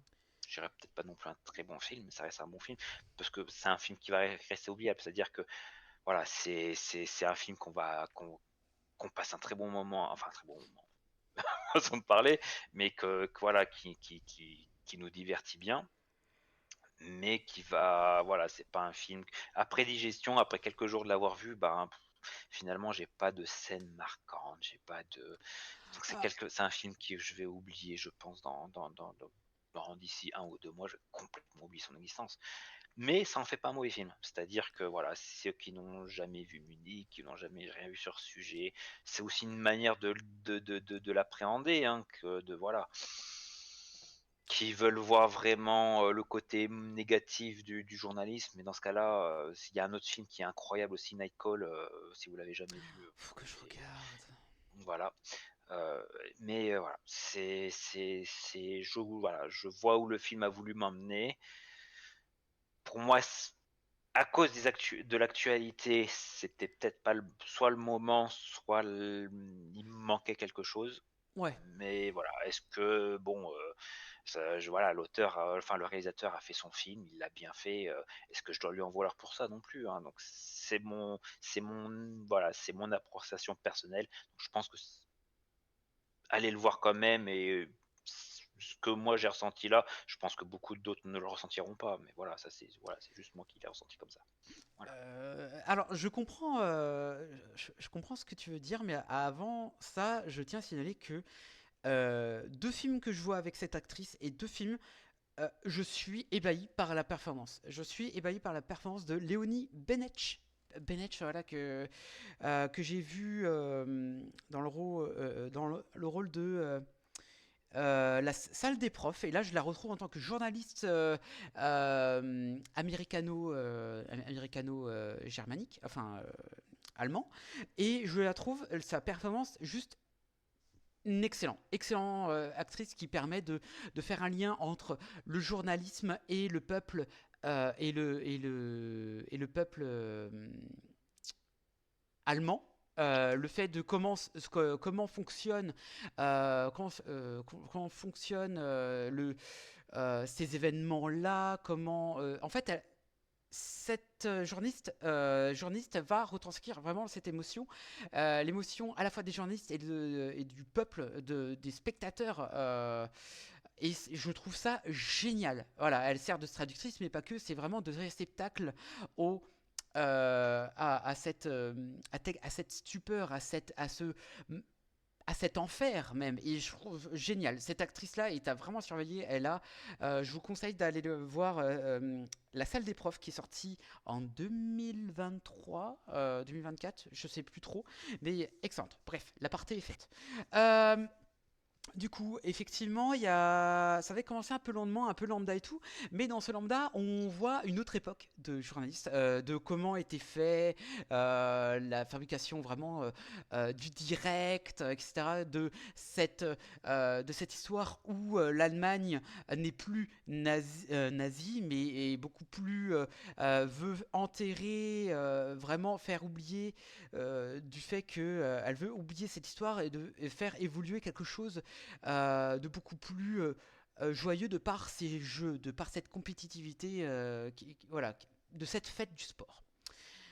Et là, avec cette transcription de journalistes et tout se passe bien, voilà, les collègues, la fabrication de rétro, de cette façon de voir les choses du journalisme des années 70, j'ai trouvé ça plutôt intéressant. Genre, j'ai dit, ouah, c'est littéralement compliqué. C'était sympathique de cette formule. Ensuite vient le fameux événement du 5 septembre. Qui prend vraiment cette trame tout le long. Cette trame va venir vraiment se ancrer dans dans un jour dit lambda. Voilà, où tu te dis, ça commence par des bruits. Ça se termine et ça commence à amené un troupeau de personnes et voir qu'il y a la réalité a dépassé la fiction. Et le fait que ces images-là, où on voit par exemple une personne encagoulée avec cette espèce de vision, cette vision un peu très rétro, très télé de l'époque, qui me glace le sang. T'as pas besoin de rajouter un son, mais vraiment avec cette image réelle où tu vois cette tête cagoulée en train de voir le monde de par le balcon. J'ai trouvé cette image terrifiante. Alors, je connaissais pas, je savais qu'il s'est passé un petit truc, un gros truc à ce jour-là, mais je m'étais jamais intéressé, véritablement intéressé. Donc j'avais toute la surprise de savoir le pourquoi du comment, voilà. Et j'ai été ébahi. T'as des gens comme moi, oui, malgré mon âge incroyable, eh ben, vous allez comprendre des choses, vous allez voir des choses, c'est un peu comme, je sais pas, des titouans 18 ans qui vont voir un film à propos du 11 septembre, décidément, septembre, voilà. Ils vont apprendre des choses, et là j'ai appris des choses, mais vraiment, genre par exemple, des journalistes qui essayaient d'avoir vraiment d'avoir les premières images, les premières interviews, vraiment être les premiers de l'info, voilà, et pour d'être le plus professionnel possible, d'être la première chaîne que avoir l'audimat. Et la question est, avec cet événement, comme tu le dirais si bien, John, c'est où est-ce que tu peux aller pour faire du bon et du journalisme sale, comme un bon journalisme, un bon journaliste qui va pas diffuser des images de quelque chose une opération des agents qui vont essayer de stopper les terroristes. Là. Et ça me rappelle vraiment, il y a des choses qui ne changent pas. Je sais que me semble-t-il que c'était lors de l'attentat au Cacher à Paris, il y a, mon Dieu, ça, là où ces journalistes de BFM disaient ce qui se passait exactement, et les gens disaient mais attends, mais les terroristes ils peuvent très bien regarder la télé en fait. Et en fait il y a des choses qui ne changent pas.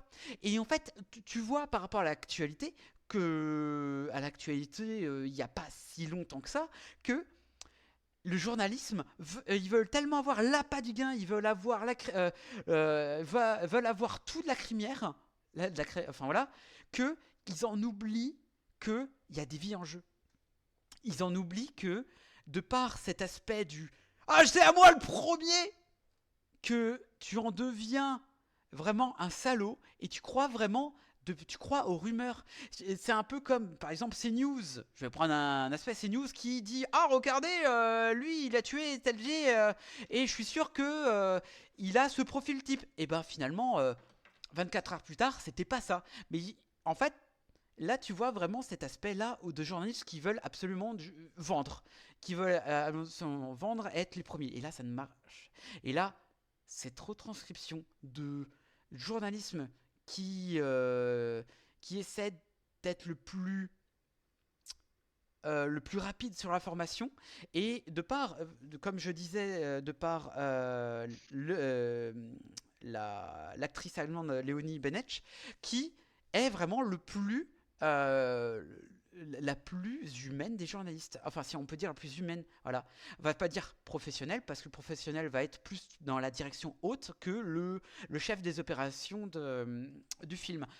C'est hyper intéressant. Moi, j'avais, par exemple, j'ai cru vraiment à la bonne nouvelle. J'ai cru vraiment à la bonne nouvelle. J'ai dit, ah bah c'est cool, tu vois. J'ai dit, ah bah non, ça se termine pas comme ça. Et ça se termine. Et le film se termine vraiment jamais en apothéose. Enfin, pas en apothéose comme on se le permet, mais vraiment, il te fout une claque monumentale. Tu dis, waouh, ah, je me sens sale. Je me sens sale d'avoir cru. Vraiment ce sentiment où ce film va certes peut-être pas te marquer au point de genre comme je sais pas The Brutalist et tout, mais il y a une scène qui waouh, si, il y a quand même une scène qui m'a quand même marqué parce que je ne connaissais pas l'histoire, parce que voilà, tout simplement, je ne m'étais pas intéressé, le film c'est pour ça que j'ai compris avec le film que il y avait le drame. Je m'attendais pas qu'il y ait ça. Et ça, c'est incroyable. Et le fait que ça se répercute. Il y a toujours cette chose qui se passe avec les chaînes d'infos en continu. Et c'est une tristesse absolue. Enfin voilà. Est-ce que tu voulais rajouter quelque chose dans mes dires Non, je pense qu'on a fait le tour. Mais voilà, voilà, c'est pour ça. Alors voilà, comme tu le dis, c'est toujours un problème d'actualité aussi des chaînes continues, et voilà. Mais il y a un très bon film, franchement, allez le voir, Nightcall, j'ai adoré ce film avec j'ai oublié le nom de l'acteur. Bon, je vais pas le retrouver comme ça de tête, mais Jack Gyllenhaal, si. Et avec un Jack Gyllenhaal qui est incroyable dans ce film. Mais voilà, si je pense qu'il est mieux, et lui va vous rester longtemps si vous voulez un sujet sur les médias et les dérives du journalisme, regardez Nightcall, je vous le conseille. Ou sinon, voilà, si vous connaissez pas l'histoire, si vous voulez faire savoir un peu plus sur le 5 septembre, c'est un bon film quand même, hein. Franchement, voilà, c'est un bon film. Moi, c'est vrai que moi, contrairement à toi qui du coup ne connaissais pas, donc je comprends pourquoi ça t'a un peu plus touché la fin, enfin voilà, je comprends ce qui t'a touché, voilà. Oui, bien sûr. Ce qui t'a, voilà. Et moi, bon, je le savais, donc j'ai pas été surpris, j'ai pas été, voilà, et c'est pour ça que j'ai été gêné tout le long du film en fait de ça. Et bon, je pense que voilà, peut-être que je suis pas le public visé, parce que c'est peut-être pour justement des gens qui ne connaissent pas du tout ce qui s'est passé. 72, maintenant ça commence à être vieux, hein. Donc voilà. C'est à ton âge, John. Donc voilà. Donc allez le voir quand même. Ouais. Faites votre avis là-dessus. Mais ça reste un bon film. Ça reste un bon film, bien réalisé, bien mis en scène. Et voilà, dans un sujet qui malheureusement est beaucoup trop sérieux. Mais voilà, ça fait partie de notre monde, malheureusement. Non, mais voilà, allez le voir, et petite surprise, peut-être que vous allez prendre une grosse claque que nous. Enfin, pour moi, pardon, parce que je n'étais pas au courant. Pardon, monsieur. Voilà. Enfin, bref, maintenant, pour le dernier film, je vais vous parler pas d'un film d'horreur, mais presque. Je vais vous parler, parce que Monsieur John n'a pas eu le temps de voir un autre film, mais c'est pas grave, on lui en veut pas, hein. Bref. J'ai vu les 2 meilleurs de la soirée, c'est bon. Oui, c'est vrai d'un point de vue. Bref, je vais vous parler de The Presence. Alors, la présence, c'est très bien. Allez, c'est parti pour la bande-annonce.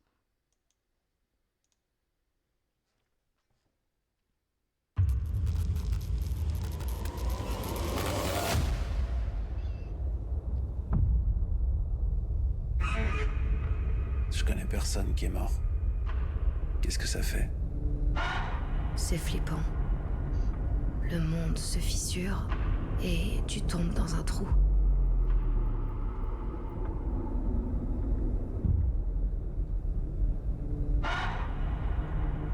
Tu te demandes où est la personne. Et tu te demandes ce que ça ferait d'être à cet endroit aussi.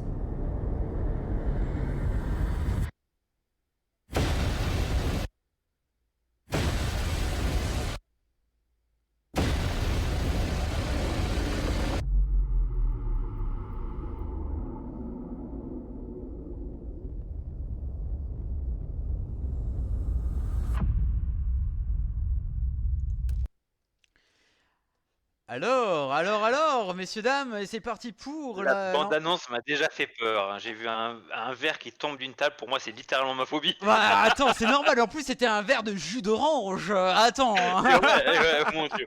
Ça y est, moi, c'est trop pour moi. Ce stream est avec beaucoup de vitamine C. Hein, il en a besoin, le bougre.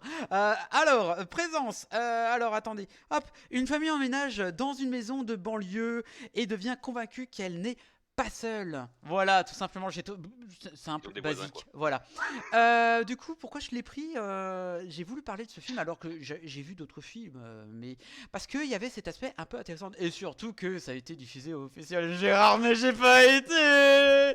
Pardon. C'est à cause du verre de jus d'orange. Bref. Et le fait que on prend le point de vue de l'esprit, en tout cas de l'entité qui se trouve dans la maison. Et il y a quand même, en fait, le film a quand même apporte l'aspect de l'aspect du POV. Le POV, qu'est-ce que le POV? Eh ben, c'est une catégorie dans les sites. Merde. Allez, je suis fatigué.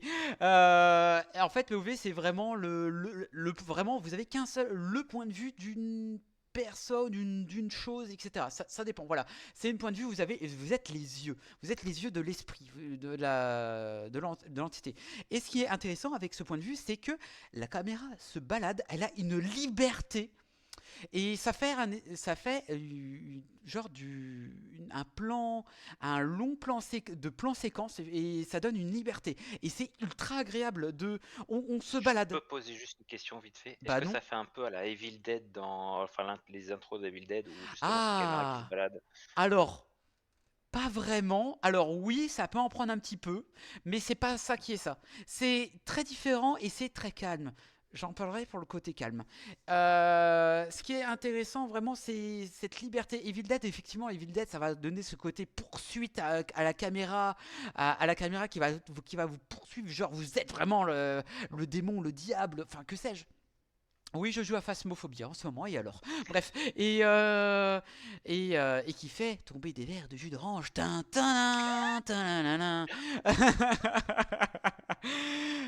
Et du coup, bah, cet aspect du genre, on change, on prend un autre rôle, c'est agréable.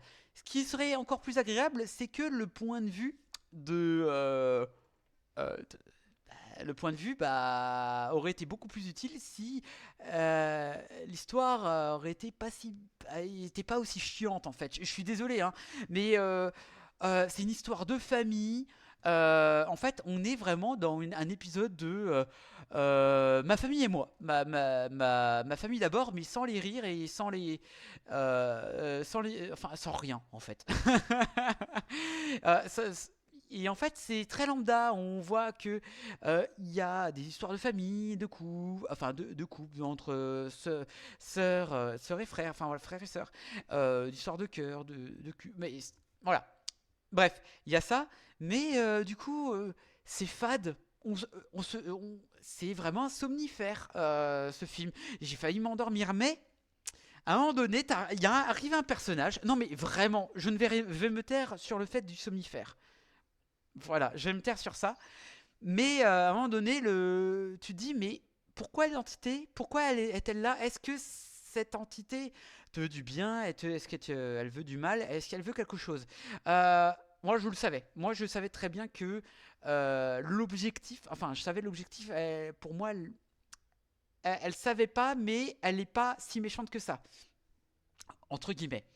Je me suis dit, ah, ça va être intéressant et tout. Bah, en fait, l'entité, tu comprends pas ce qu'elle veut. À un moment donné, il y a des des petites prémices du genre ah, l'entité c'est peut-être autre chose à travers le temps et machin. Elle sait pas. Enfin, tu dis oh, ok, super, bon. C'est basique. C'est pas incroyable. Tu te vois un personnage venir, tu dis ok, alors est-ce que cette entité là a un rapport avec ce fameux personnage? Bah alors oui et non. Et en fait, et je vais aller très rapide avec euh, mon avec ma critique, c'est qu'en fait, le film dure 1h22. Il aurait pu durer 30 minutes avec des scènes plus ou moins mieux, allez 45 minutes. Mais c'est beaucoup trop long. Et à un moment donné, et ça aurait pu être beaucoup plus intéressant de faire en sorte que l'entité est beaucoup plus marquante, est quelque chose de beaucoup plus surnaturel que qu'on ait ce regard un peu, comment dirais-je, un regard pas fuyant, mais un regard du genre malaisant. Genre tu regardes cette scène, tu devrais pas regarder ce genre de choses. C'est très malvenu. Et tu dis, ouais, enfin, t'essayes de m'expliquer quoi, je comprends pas trop. Et le fait qu'ils sont cons, parce que si t'arrive ça, déjà, tu te dis, si m'arrive ça, bah je dégage de la maison, tu vois. Mais non, on continue, voilà. Bref, et arrive un moment, à la fin du film, il va se passer quelque chose. Et de par ce quelque chose, il va se passer l'effet domino, et c'est avec cet effet domino, tu vas te dire, waouh, oh je suis sur le cul, je me dis, oh c'est dur, oh la vache! Et là tu te dis ah! Mais c'est dommage! Parce que s'il y aurait eu quelque chose de beaucoup plus probant, de beaucoup moins somnifère dans le film aurait mérité toute sa place en meilleur film de fantastique, parce que ce n'est pas horreur du tout. On le vend comme horreur. Ça aurait été beaucoup plus intéressant de le faire autrement. De beaucoup plus, peut-être pas dans l'action, mais quelque chose de beaucoup plus horrifique. Là, la fin est pas horrifique, mais te prend au dépourvu. Tu comprends pas, tu dis ah putain, ah sa mère il popette la flûte. Tu dis ah je m'y attendais pas. Vraiment, ok, c'était super bien. Ok, c'était cool, la fin est très cool. Mais un peu comme un épisode de The Walking Dead. Vous voyez, Walking Dead, c'est genre, c'est très chiant, c'est très ennuyeux, avec quelques petites scènes intéressantes, mais c'est très lambda, c'est pas ouf. Et là, à la fin, tu dis, hé, regardez la fin, c'était bien quand même, hein. Et ben, en fait, c'est le même effet que Présence. Présence a l'idée, a la mise en scène, mais n'a pas le récit pour. Et c'est ultra dommage. C'est ultra dommage. Enfin voilà, il y a des gens qui ont kiffé. Il y a des gens qui vont se dire ah, t'as peut-être tort. Non, j'ai bien aimé et tout. Mais je pense que Marion. Non, je dis Marion, mais parce que John ne verra pas parce qu'il y a du jus d'orange. Voilà, mais. C'est le verre qui tombe. Euh, C'est pas tant le jus d'orange, c'est le verre qui tombe. C'est le verre qui tombe, pardon. Je pense que Marion, peut-être avec un peu de chance, peut-être que tu auras un autre point de vue. Peut-être, je ne sais pas, bref. Mais j'ai hâte, j'ai envie de discuter avec des personnes qui ont aimé le film. Malheureusement, j'en ai pas trop trouvé. Bref, enfin voilà, c'était ma petite déception. Petite déception. Alors, oui. tu veux que je rajoute un peu sur la déception? Bon, tu me dis que le scénario du coup est pas foufou, hein. C'est le prochain scénariste du jeu, c'est le scénariste du prochain Jurassic World. Ouais, mais c'est Gareth Edwards, tu vois, je ne peux pas, non, mais arrête, laisse-moi dans mon déni, j'attends mon Jurassic Park 6, il a jamais existé, pour moi c'est le 6ème, ok. J'irai le voir, voilà, bref, arrête. Il est plombant, hein. Enfin, attention, je vois un verre qui tombe, John. Enfin, bref. Sur ce, messieurs, dames, on en a terminé avec l'émission. On se retrouvera, je pense, d'ici dans 2 semaines, dans 14 jours. On va voir qu'est-ce qu'on va parler. dans 2 semaines. Hein. Il y a quand même des films qui vont sortir et qui vont être assez bien, j'espère. Je pense que je vais voir un film d'horreur qui s'appelle The Monkey, je crois que c'est ça. Bref, du même mec qui a fait Longlegs. Betterman, ça.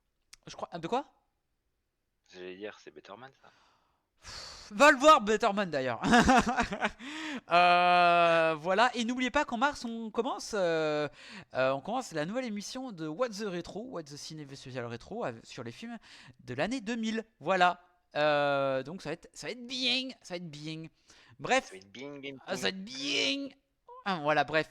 Et peut-être avec une invitée en plus. On verra. J'attends de voir ce que ça va donner. Bref. C'est moi avec une perruque. Mais dis pas tout, quoi. Dis pas ton super pouvoir, quoi. Bref, on va avoir peur.